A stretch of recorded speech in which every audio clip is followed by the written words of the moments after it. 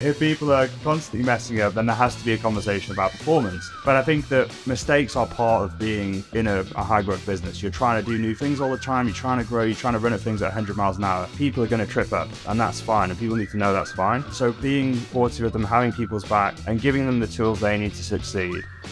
Welcome to the How They Lead podcast, hosted by Benjamin Wade and Ben Stocker. This podcast is dedicated to exploring the world of high performance, showcasing examples of how individuals and teams can reach their full potential.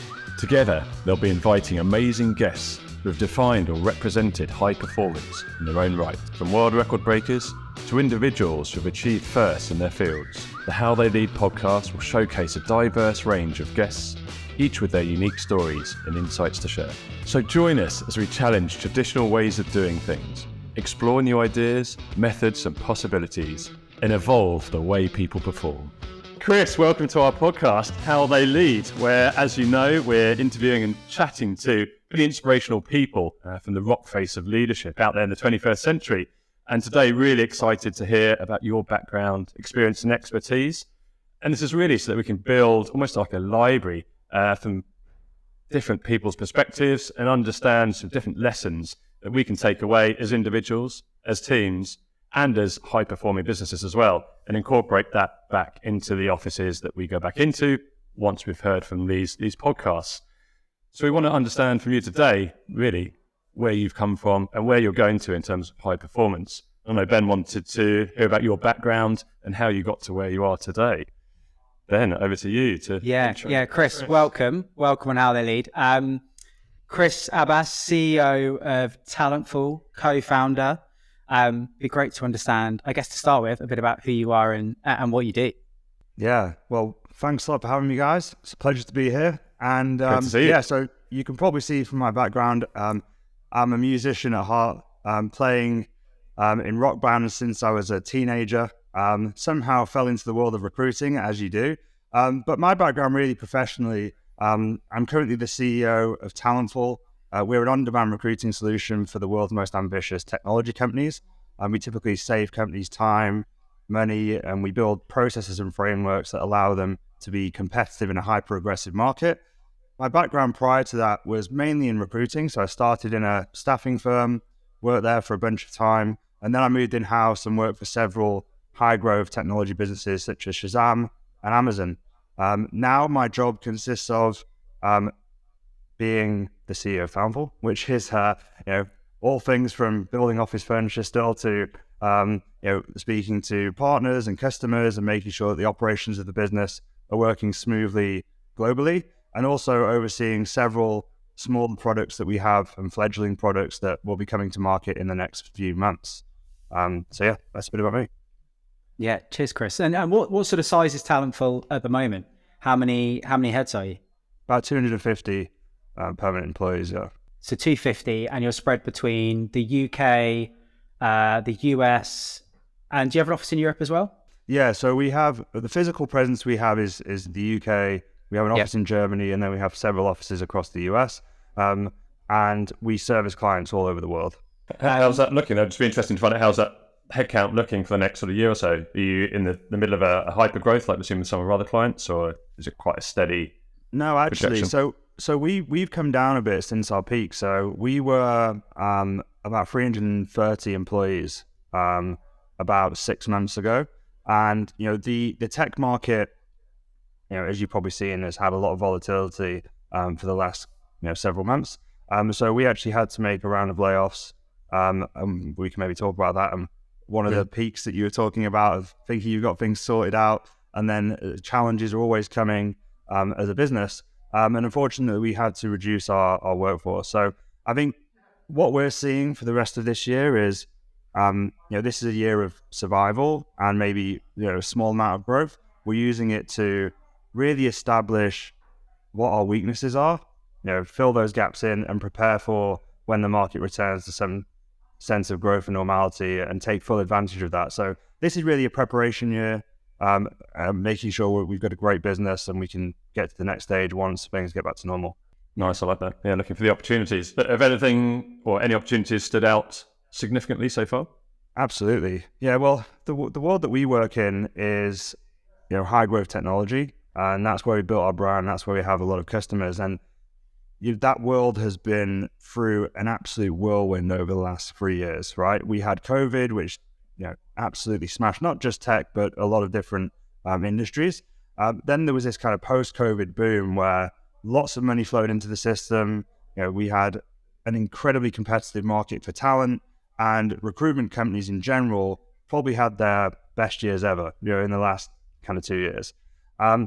Companies have since realized that they may be overhired. The market is correcting. And what those companies have had to do is make huge layoffs. You're looking at Facebook now on their 4th layoff. You've got Amazon, multiple layoffs. A lot of the world's best companies that are generating billions of dollars of revenue are making substantial amounts of reductions in their workforce. And then on top of that, you've got all this progression in artificial intelligence and automation, which is maybe allowing companies to be leaner and fill in some of the gaps that they would have typically hired people with technology. So we're going through this real shift in terms of how people are thinking about structuring their workforces and building teams. And I think that the prevailing narrative is a lot of the talent leaders that we are speaking to, they don't want to go back to building these huge internal recruitment teams. Companies are going to opt for more flexibility than having fixed cost. So for our business model, that's an incredible opportunity in the future because we provide companies the option to have this additional flexibility. They don't have to go through hiring, training, ramping. They don't have to then give massive severance packages once they lay people off. There's a huge advantage to having a business like ours. So we see it as a huge opportunity in the future. It's just about, getting through this tough period like it was during COVID and taking advantage, once things get back to normal. I think it's a really interesting couple of points you make there, because from founding West Peak, like literally, January 2021, fully virtually and working with clients, it was very much we've got a bunch of new people working in different ways. How can West Peak help us to get them firing, get them communicating, absorb these new people? How can we develop emerging leaders, first time managers, all the way up to C-suite, to be able to cope with this influx of people? And I think this year, Q1 and into Q2, we're seeing a couple of trends. One trend is people are maybe pausing. They definitely paused at the beginning of Q1 in terms of learning and development spend and investing in their business in that way. The other side is people who are either relatively well capitalized or are thinking, right, how do I steal a march? So if we're in this period of preparation or consolidation ready to go, how can we make sure that the leaders we have in the business are kind of fit for purpose, really well tooled up, really well skilled? So if and when we do hire again, we're ready to lead and manage those people really well. And kind of conversely, there are those people who are pausing, and we're having conversations with them in terms of like, when do you think you might want to invest? Because it's not that people don't want to invest. I think there's very much a timing thing right now from what we see. And I think that marries up with hiring. I think people, when they're thinking about growing their teams or upping their headcount, I think there's probably a lag in terms of investment in L&D for some people, but other people will do it up front. Yeah. Well, I think that there's just been it can be summarized really as a momentum shift for a lot of companies, right? The last 2 years, it's felt like definitely for our company that we're a boulder flying down a hill, right? And then you have to change course. The momentum shifts. And with that shift, there's a different set of priorities, different set of focuses, different set of things that you need to allocate your resources to. Mm-hmm. And I think that it's about, and different companies will approach that problem very differently. They'll become very defensive and they will, go into hibernation almost. And then there's companies that will be very aggressive and invest in things like sales and, marketing and other things like that to sell themselves out of the hole rather than being defensive. And I think you see companies react very differently to things. I mean, we acquired a business early this year, our first acquisition, which was again more of an aggressive play to build a go-to-market strategy and build a community for the industry that we work in.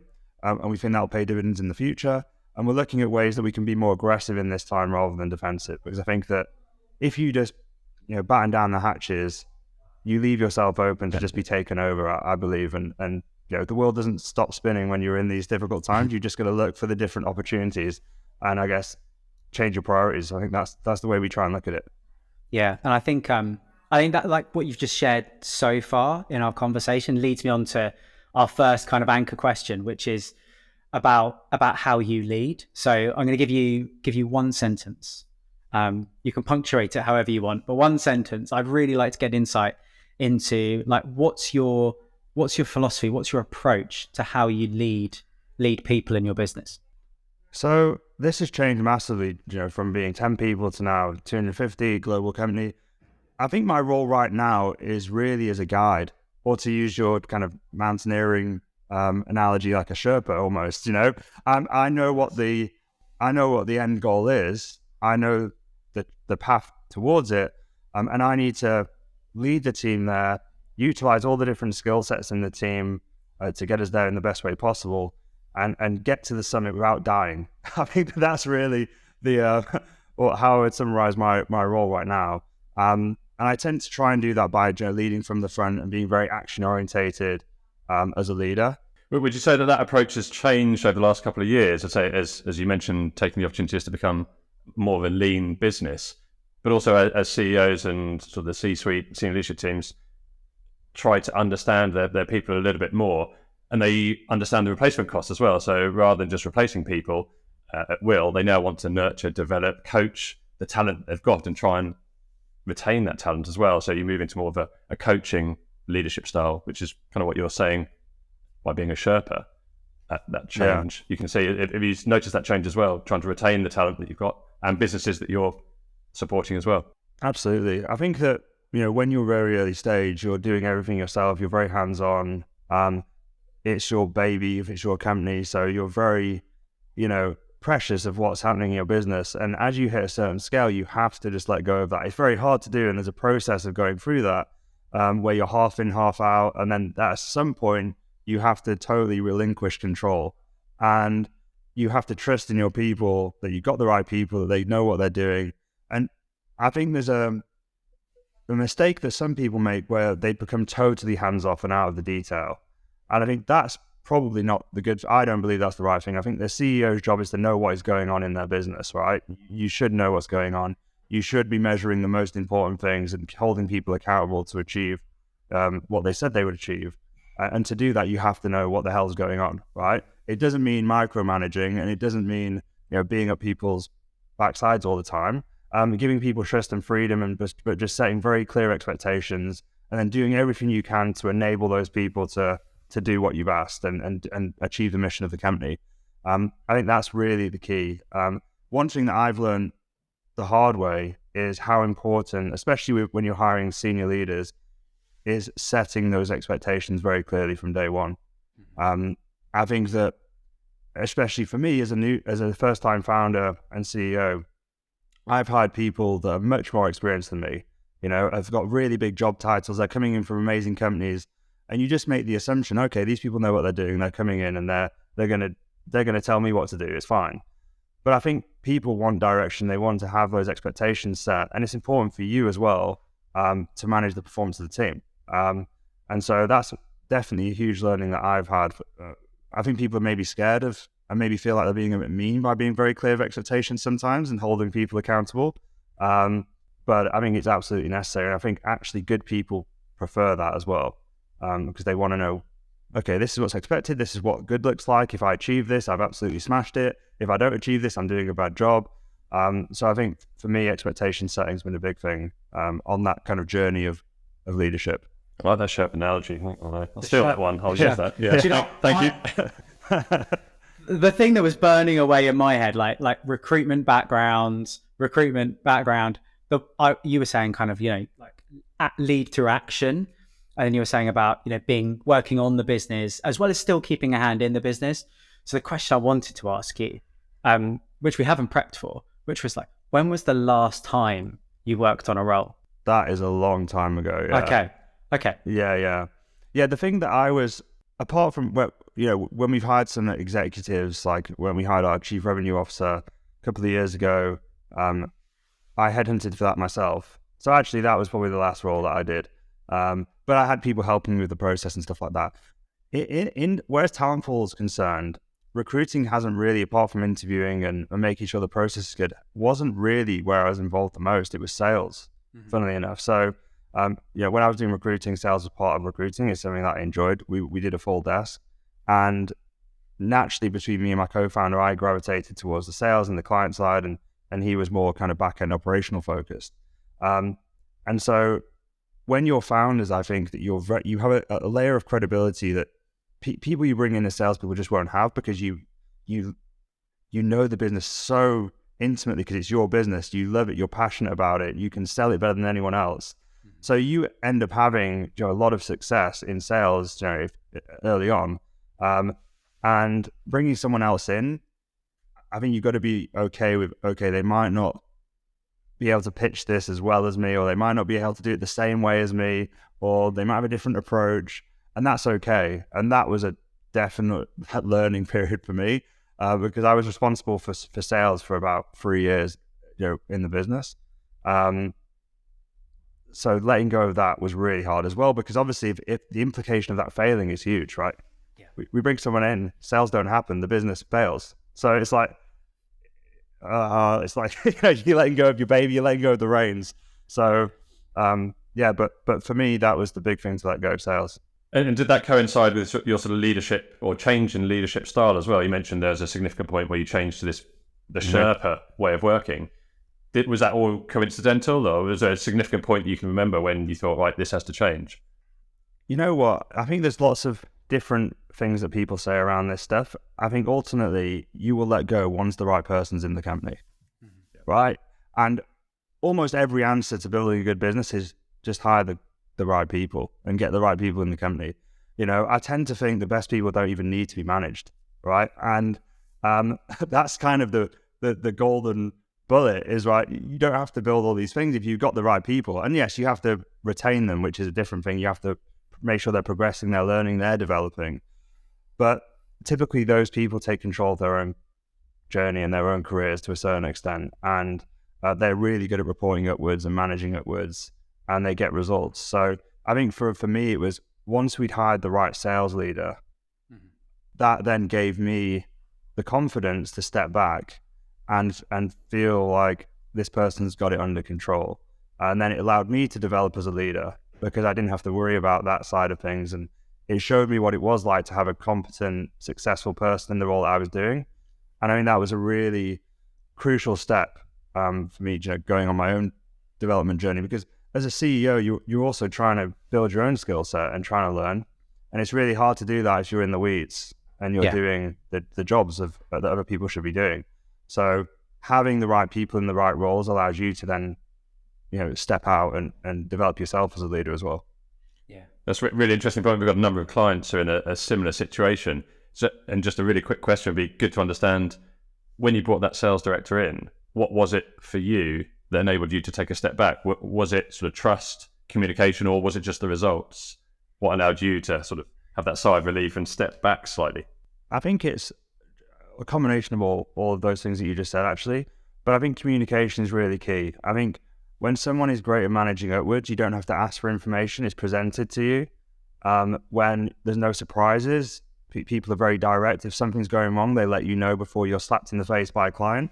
That nice, is, that's what you want. Now, I don't care if someone makes a mistake or things go wrong. That's the nature of doing business. But we should always be open with each other about that and the challenges that we're having, and we should be working together to fix them. And I think sometimes people hide from them, or they try and hide their mistakes, and it just ends up, eroding that trust, as you mentioned. I think it's really crucial that you trust the leaders you have in your business. That if there's an issue, they'll come to you. I think that's key. So we had someone in the business who, had all those things, really great communicator, very proactive, managed it really well, and delivered results. And that was really the key to letting me step back. I like that. Yeah. A lot of keywords that I'm loving there. Yeah. It's refreshing to hear as well. And also lots of your LinkedIn posts, like just ticking in my head as you say stuff, the best people in the world kind of don't need to be managed, don't need to be led. And yet I think there's a bit of a tension there for me versus what you've just said about the Sherpa role. It's like, maybe it's just a slight change in angle, of the management. It's more about they don't need to be looked after in a sense of their day to day, like tactically, but the Sherpa bit, I guess, instead of looking down at the footpath, you're helping them look at the horizon and then back down to the footpath, and there's that change in angle bit. Cool. Okay. Leading by action, very much kind of role modeling approach. So where has that come from, Chris? What role models have you had that you've kind of you've taken nuggets from? I was trying to guess this in the background, thinking that it might be musical. Given the background there, I was trying to. It's not actually. No. I don't really have these big like figurehead people, like individual people that I'm like, okay, these have been really key in my evolution or really influential for me. I think that I'm a big believer in the power of work ethic and grit. And I think the more I have experienced as an entrepreneur, those two things are what I believe are the highest determining factors to success. And I think you can find those traits in people all over the place, right? Whether it's someone that's in the pursuit of excellence in their own job or mastery at a certain skill. The big people for me and the key people in my life were my mum. She's a single mum.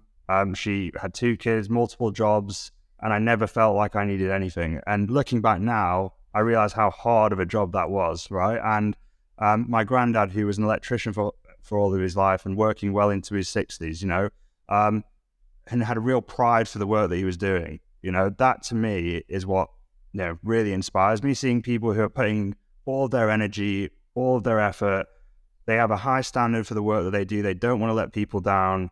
And they're constantly trying to put their best foot forward. That's what inspires me. And I think really that's how I believe that businesses are built. It's about having grit and determination towards a goal, having high standards, and then putting one foot in front of the other to achieve your goal. And I generally think the people that have those traits will, there's always that, I hate the phrase work smarter, not harder, or whatever the phrase is, because the best people do both, right? And it's not a case of doing one or the other. So yeah, I think I try and look for inspiration. It was always funny when I was a kid, people always used to laugh because whenever I'd meet someone new, I'd be fascinated in what that person does. I'd be like, what do you do? And then I'd be like, how do you do it? How did you get there? What did you do? I'd be like a little sponge trying to figure out how these people got to where, And that still is with me today. I'm fascinated by why people do things, how they do it, how they become successful, because everyone's path's different. But I think that the key traits and behaviors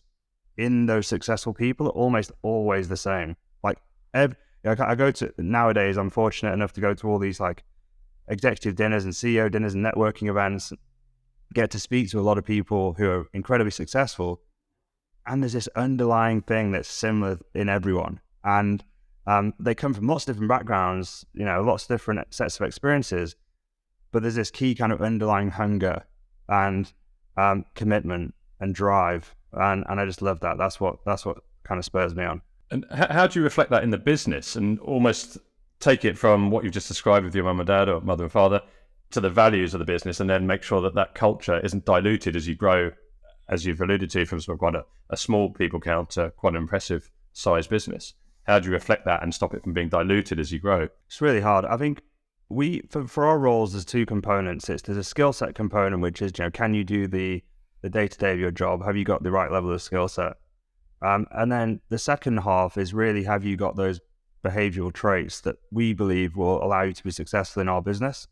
And we test for those. And those are very behavioral-based questioning, situational-based questioning. So, for example, if we're looking for grit, we try and find out, when have you, give me an example in your life where you've worked through a difficult situation, or you've done something you didn't have to do, or you've overcome adversity. I think those are really important. I think what we look for is people who have done hard things when they've not been forced to do hard things.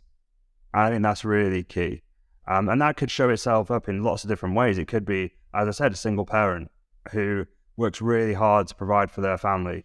It could be someone who's, been an incredibly high-tier musician. It could be someone who's been an amazing sports person, and I think that's it's not it's not 100% hit rate, obviously, but I think it's a good compass towards how people got the mindset and the understanding that to reach a goal, there's going to be road bumps, there's going to be challenges, there's going to be difficulties, and they're okay with that and they won't give up. And I think that that's really what business is about. You're trying to reach a goal. There's going to be tons of shit that's thrown at you during the journey, and you need a team of people who understand that's how it is.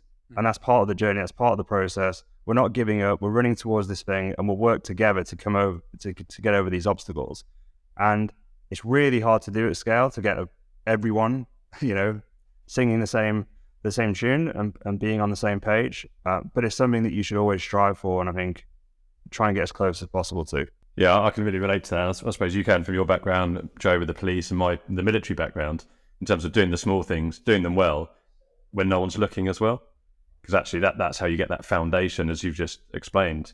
Without those small basics being done to perfection all day, every day, consistently, you'll never reach that high performing stage or reach the goals that you're trying to strive for and trying to achieve. So yeah, I can really relate to that. I like that. Yeah, I think there's a relentlessness as well. I think grit is like, do hard things, but do them on the days you don't want to do them. That's exactly like and it's interesting you mentioned about the smarter versus harder. I'm going to fess up to something now. So my ex CEO at Dartmouth Partners, Logan, who hopefully we'll have on one of the podcasts. I went into that business as like head of people and performance, and we worked together a lot. And for the 3 years I was at Dartmouth, we would have an ongoing conversation about, is it smarter or is it harder? And I was very much in the camp of like, yeah, it's got to be hard, but smart will beat hard. And he was always, no, Ben, like it's harder. Like you outwork. And it wasn't until we founded West Peak, the penny kind of dropped. And I was like, it's harder. Like all things being equal, if all talent is equal, harder, more relentless, like wins the day. And I think that message right now in a different economic climate for lots of people that have worked in kind of a little boom post-COVID, it's quite hard to swallow that in different industries for people who have come into work in a different kind of work environment, to realize that actually sometimes you do just have to work 120% as hard to get 80% of what you were able to get in 2001 and 2021 or 2022. And that's a challenge as a leader, isn't it? To share that messaging as well. Mm-hmm. Yeah. I think that there's a difference in going through that journey yourself and managing your own psychology and emotions, and saying, look, I've got this goal, there's this roadblock, I'm going to get over it, I'm going to psych myself up, I'm going to get through it. And then managing 250 people's psychology, right? That is a lot different. And I think the only thing that you can do, and this goes back to that Sherpa comment that you made, Ben, is remind people of the mission, and what their part in that mission is, and how, as we all work together, we're getting one step closer at a time.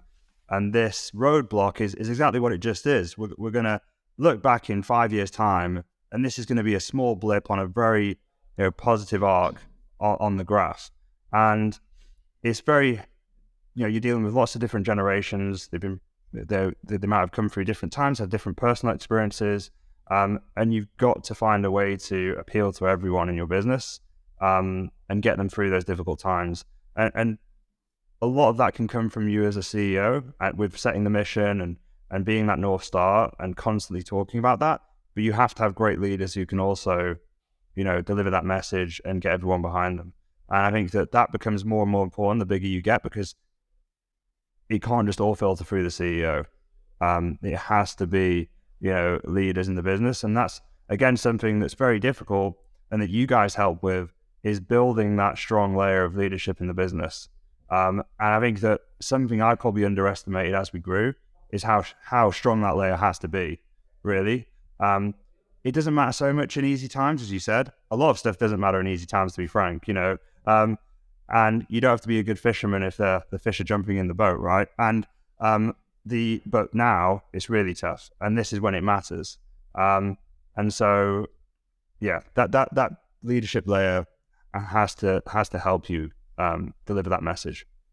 Yeah, and I think like this comes into like we talk about like 3 different areas of leadership, like always 3 hats or 3 areas you need to focus on. We talked about kind of self-leadership, role models, and you shared some of that. We talked about teamship as well, like actually you being in the trenches, in the business as well as working on the business. But now you're kind of coming on to actually you need to follow. So as the CEO, you've got a layer of people leaders and subject matter experts who you need to defer to in terms of cascading that message, but also relying on their sales expertise, their tech expertise, etc. So how do you go about being a follower now as a CEO? How do you consciously kind of do that yourself? Again, it's about setting those expectations with people, having a North Star where we're all trying to go, and trusting in those people that they can take us there, right? And everyone's got a role to play in delivering, the mission of the business. And I think being incredibly supportive of those people, and I think people really value having their back. If things go wrong, it's not throwing people under the bus. It's okay, that went wrong. That's everyone's responsibility. It's not just yours. Right? How do we work at this? How do we get over it? And I think the more that you can embed that kind of mindset, obviously there's a limit. If someone is just constantly fucking up, sorry, I don't know if we're allowed to swear on the podcast. Well, you are now. You are now. It's all like yeah. If people are constantly messing up, then there has to be a conversation about performance. But I think that mistakes are part of being in a high growth business. You're trying to do new things all the time. You're trying to grow. You're trying to run at things at 100 miles an hour. People are going to trip up, and that's fine. And people need to know that's fine. So being, supportive of them, having people's back, and giving them the tools they need to succeed, and acting as like a booster on their rocket, really, I think is what I try and do. Is how can I move stuff out your way? How can I allow you to focus on what is most important? How can I make sure that you are focusing on the highest priority items that are going to make you more successful, the business more successful? And then how do I get everything outside of your way? And I think the bigger our business has got, my role has definitely become more allowing people to focus, making sure people are focused on the right things, and simplifying things. I think as your business gets bigger, there's a real tendency, I'm not sure if this is my business or everyone's, but people tend to try and overcomplicate things and try and put in all this crazy stuff and these crazy processes and use these platforms and these vendors and do this and do that.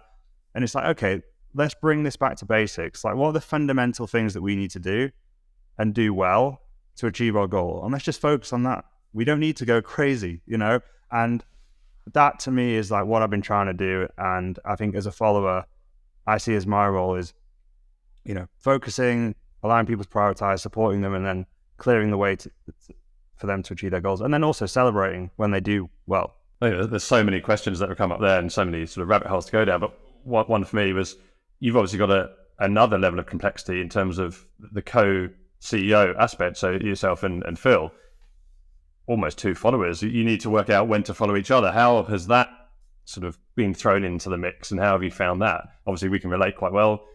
Co-CEOs, we've got a number of clients with co-CEO roles as well. So how have you found that aspect of that followership, being 2 of you? It's been really incredibly natural, actually, and I feel we've been incredibly lucky. We didn't know each other hardly at all before we started Talentful, and I think in a way that's been a blessing for us, because it allowed the partnership to be very business first and unemotional. So it allowed us to have very direct conversations that weren't personal, that didn't become emotional, and then a great friendship has been built upon that. So we can very easily now separate business and personal, and we never take one set of conversations or feelings into another, right? They're totally separate. And I think that's incredibly important, because you have to have very tough conversations with your co-founder or co-CEO, and you're going to have to say stuff that's unpleasant. You're going to have unpleasant, difficult conversations. It's part of the deal. But I think trust is the most important thing. I think you have to know or be very comfortable that the person you're working with has your best interest at heart, will never screw you over, and you're very aligned in terms of your values, your behaviors, and where you want the company to go. I'd say the mistake that we've probably made is, as the business has grown, 7 years in, we've also changed as people. Phil's had a child, he's gone married. I've moved to a different country, our lives have changed and we've become older, right? It just happens, unfortunately. And one of those things. Yeah. And I think you have to make sure you're constantly checking in with your co-founder to make sure that you're still aligned, right?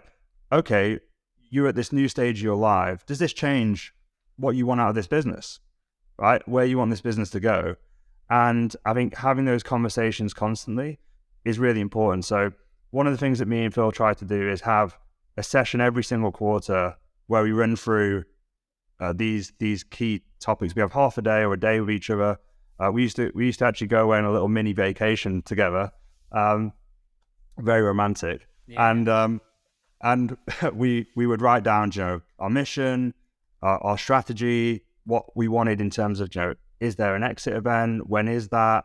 All the key things, and just make sure we're locked in and we're aligned. And if we're not, then we have a workshop around how do we come to an agreement on what those things should be.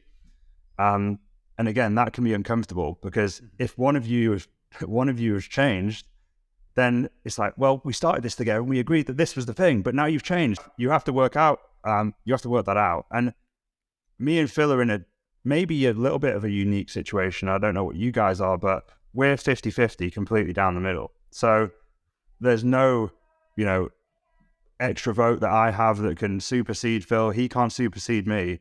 We have to agree on everything before we move forwards. And I actually really like that. It's annoying sometimes, but, it means that we have to work through problems. We have to come to an agreement and we can't, throw a weight around, basically. I can imagine sometimes we hear a lot of stories where maybe people have got investors who have a majority or, they have an uneven split of shares. And sometimes when things get difficult, it's just, well, I've got more than you, so we're going my way. That never happened. That never happens with us, which I think has been very beneficial, actually. And it's brought us closer. Yeah, it's an interesting one because on one side, like I can really see how that works. On the other side, we've spoken to businesses with co-CEOs before who have been like, well, like we got deadlocked and that was the end of the business. Like that was the end of the vision, etc. Yeah. So I think there's Patrick Lencioni's 5 dysfunctions of a team like screams at me when you say that. Like you need to have the positive conflict. You need to have those positive conversations, but also you and Phil have got that trust where you can say, right, this is a business conversation and this is our friendship. This is our friendship on the side and bringing those together. And I think I really like the quarterly coming together and reassessing of like mission, vision. What does the business look like when it's finished for you, if it's ever finished? Because that does change. But I think like we did one at the end of last year, so like end of the first 2 years of the business for us, and it was a really good moment actually because there were some differences, but there were core themes together. It's like, well, actually, I'd like the business to this size. I wouldn't like it to be this size. And you get to talk about those topics. I really value our working relationship and our friendship and the ability to keep them together but separate. And actually, we've had a couple of moments where like our business isn't anywhere near the size of yours, but it's a growing business. And actually, we went through Q1 of probably not seeing each other really, to the extent where like we need to put a regular like rock in the diary where we can come back together once a week and talk about stuff and just share, because Teams messages or Slack or like you need that time together. As you mentioned that, and from what you said, Chris, actually, as you're probably aware, because we filled in LinkedIn for last year about it, but we climbed Mont Blanc together. But actually, we didn't discuss, we didn't get involved with any work policies or processes. We just sort of had a chat to each other, didn't we? And then from that, a lot of the things in the direction of the business for the next sort of 2, 3, 4, 5 years came out from just the chats we were having, open, honest, frank chats. It might have been because we were emotional up at height, but actually just getting away, like you say, every quarter or doing something like that, which is totally removed from work, but ultimately you end up having those deep and meaningful conversations, actually is so important and powerful. But a lot of people think they don't have the time or capacity to do it. actually they need to be doing it. 100%. Yeah, the biggest challenges we've ever had as a relationship was when I first moved to the US and COVID happened. We didn't see each other for 2 years plus, right, in person, and you could tell, right? You could really tell, and it was so nice to actually be in person and go through this process. And when you think about it, and I think about it for me personally, Phil is the longest standing, most consistent relationship I've ever had in my life, apart from my family, right? And maybe one of the most important relationships I'll ever have. And if we go on for another 10 years, it's like a marriage, right? And it really is. And I think you need to treat it with the respect of being such an important relationship in your life, and really put time into it to make it work. Because, I think one of the biggest reasons why companies fail is that co-founder relationship breaks down. So yeah, I would definitely advise people to spend time and put a lot of effort into maintaining that relationship. Chris, I think that what you just said there about relationships and your relationship with Phil, and I think that opens up a whole kind of can of worms for me in terms of hybrid working, remote working, bringing people together. But you just said there that the most difficult part of your working relationship was those 2 years when you were apart. And I think that's something that we see when working with teams and businesses, is actually when we bring them together, and particularly when we bring them together away from a workshop room or a virtual Teams training session, and we're actually, they're offline. That's when we see those relationships kind of rekindled and rebuilt. So I just wanted to just ask you, what are you doing at the moment in the business to make sure you have those positive collisions within your teams? Yeah, so we have exec meetings once a week virtually, because not only are we hybrid, we're global. So we have executives split across Europe and the US. So it would be in multiple different states. So it would be impossible for us to actually get in person weekly, for example. Then every quarter, we get together as an executive team and in person. So we pick a location, normally London or New York, and we meet in person. We spend a couple of days with each other. We go to dinner, we go for breakfast. We try and spend as much time as we can with each other in those days. And we do something fun, like we'll go wine tasting, or we'll do, something fun outside of work as well to build those relationships. And those are always super powerful. Every time we do them, people, why don't we do this more often? I'd love to see you more in person. That tends to be the vibe when anyone really gets together. And then to the wider organization, we do social events. So we have what we call our mission update, which is our QBR essentially once a quarter. And then we'll run a team social in each location, and we'll also have a virtual social. So that brings all the physical location teams together, and we go bowling, or we go axe throwing, or whatever else. And then we have a virtual social for the people that aren't in any of our offices. I think that hybrid definitely presents a massive challenge for companies, because and you worked in recruiting. A lot of staffing firms and recruiting companies, a core part of their culture is in person. It's going to lunch clubs, it's going to dinners, it's going to holidays away with each other. It's really building that team culture and that closeness within the business. And I think a lot of companies are struggling with that since going hybrid or remote.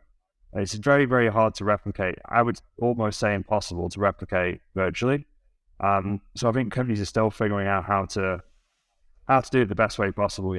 It's still an ongoing challenge that we're trying to iterate on. But I do think in person is very important still.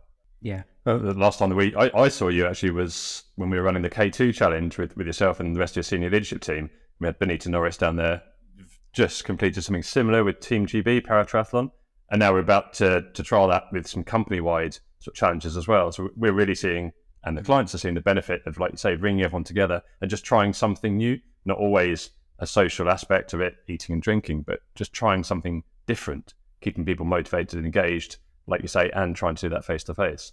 So it's been interesting for us to see that as well. Yeah, the session we did with you guys was really fun. And I think you actually inspired our CFO to try and climb Mount Kilimanjaro. So he's brilliant. He's going off mountaineering off the back of that. So yeah, it was really fun. Oh well, sorry about that. Hopefully he comes back alive. I think he mentioned to Benita Everest at the time, and I think her words were, let's start with Kilimanjaro. Chris, thank you. That's really useful. And I think like it's something that's ongoing, and every business leader, I think, has to be purposely trying things to see what works for their culture, their business. But for me, like, I resonate with eating. I think eating with I resonate with eating generally. Thanks, Ben. But I think eating together is a really, like, there's a tribal kind of aspect to that I think brings people together. Our last question for you is our West Peak question. So West Peak is named after the concept of there being a second summit or a false summit, so a West and an East Peak. And we're really aware that when people learn something, I think the phrase goes that a little bit of knowledge is dangerous. When people are mountaineering, quite often they might see what they think is the summit, get there and realize that it was a false summit. So I'd love for you to share one of your West Peak moments, something that you thought you knew everything there was to know about it, and then you saw it a little bit more and you're like, wow, actually, I need to learn a lot more. What would one of those be for you? Yeah, I can talk about definitely specifics. I mean, I feel like growing a business is just seeing these things on a monthly basis, right? And you have COVID, which threw a spanner in the works. We thought we had a really strong business model, and we thought we had a really great niche in terms of technology. Technology is the future. It's not going anywhere. It's hard to disrupt. It's going to be around for the long term. And then something like COVID comes around and wipes the whole market, and has some really devastating impacts on businesses. Then you have the opposite of that, which was the post-COVID boom, which went into hyperdrive. The market went into hyperdrive, and the whole new set of challenges there, where you have to scale quickly. How do you get talent as quickly as you need it? How do you bring in the best people? For our business, it was a massive supply and demand issue. And then you have the volatility that's happening now. And I feel like as a leader, the ground is constantly shifting beneath you, and you have to constantly reprioritize and be open that you don't know everything, and constantly adapting and changing. I think that's just a general overview of what it's like running a business. I think to be more specific though, because I want to give a specific example here, is when we're launching into the US. Okay, so I think that people make it sound very straightforward and a lot more simple than it is. And the US, you see the US on movies, you feel like you know the US really well because you know people that have lived there, or you know the country well, they're English speaking, seems like a similar culture. And so you think you can just land there and be successful. And we did a ton of research, more than most. We hired a company to do market research. We did go-to-market strategy and research with a company. We had existing clients in market that wanted us to go out there. We were really well prepared. And we thought, okay, we know what this market's going to be like. We've tested it. And I moved there and couldn't have been further from the truth. Like, I underestimated the change and the differences between both markets. Just because we speak the same language and from the outside, we might look very similar, the countries are vastly different in terms of buying behaviors, in terms of cultures, in terms of politics, in terms of geography.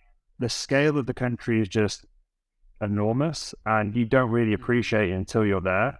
And not only is there a difference between the countries, there's a difference between each state in America, right? And again, what people like and don't like in those states, the politics and the preferences. So I think that it's always important to be aware that you never are going to know anything.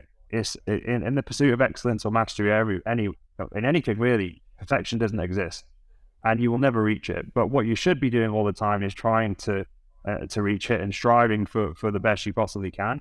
But being open that you're going to have to change, you're going to have to pivot, and that is the journey. And trying to enjoy it along the way, I think, is what I'm trying to do. Nice. I've really enjoyed that. Some refreshing words there, and it's for me as well. It's been great to take your lessons. I know Ben and yourself know each other a little bit more than I do, but it's been really impactful to hear your story and where you've come from, especially as that you've got the co-CEO aspect, which I can really relate to. And I think a lot of our listeners will take away some of the key lessons as well, whether they're emerging leaders, new leaders, or CEOs.